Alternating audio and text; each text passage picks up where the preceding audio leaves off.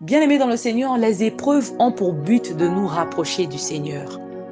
Lorsque tu veux entendre Dieu, tu dois avoir premièrement la patience et deuxièmement la persévérance.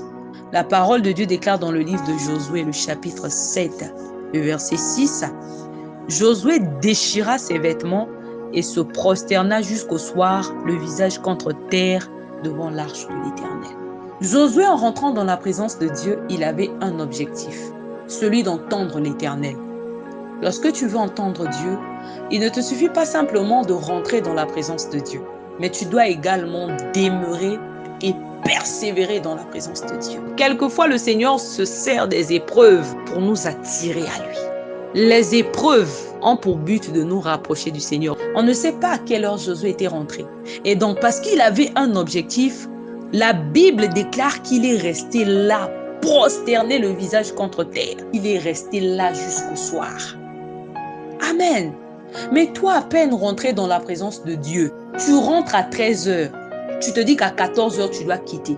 Et donc, quand il est 13h59, tu es là en train de guetter la montre. Tu attends seulement 14h pile pour te lever. Parce que tu as un rendez-vous.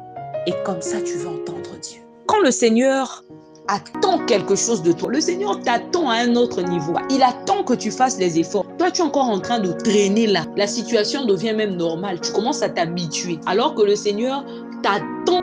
Les épreuves ont pour but de nous rapprocher du Seigneur. Tu dois également persévérer dans la présence de Dieu. Il ne te suffit pas simplement de rentrer dans la présence de Dieu. C'est comme un père qui veut que son enfant puisse marcher. Tu vois, l'enfant est là, en train de marcher à quatre pattes, à un âge où il est déjà censé marcher sur ses pieds comme le reste des enfants.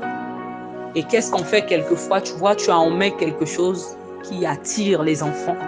Tu présentes la chose à l'enfant, mais tu laisses l'enfant venir à toi pour récupérer la chose. Les épreuves ont pour but de nous rapprocher du Seigneur. Josué déchira ses vêtements et se prosterna jusqu'au soir, le visage contre terre devant l'arche de l'Éternel. En fait, le Seigneur n'en a pas encore fini avec toi. Il met devant toi des situations qui feront en sorte que tu puisses le chercher. Le Seigneur se sert de ces situations-là comme un père ou une mère qui veut que son enfant puisse faire les premiers pas.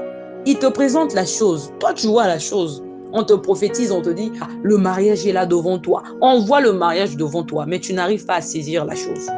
Tu dois avoir premièrement la patience et deuxièmement la persévérance. La Bible déclare qu'il est resté là, prosterné le visage contre terre. Quand tu rentres dans la présence de Dieu, tu dois persévérer. Dieu t'attend quelque part. Aussitôt rentré dans la présence de Dieu, Dieu pouvait aussi donner la réponse à Josué.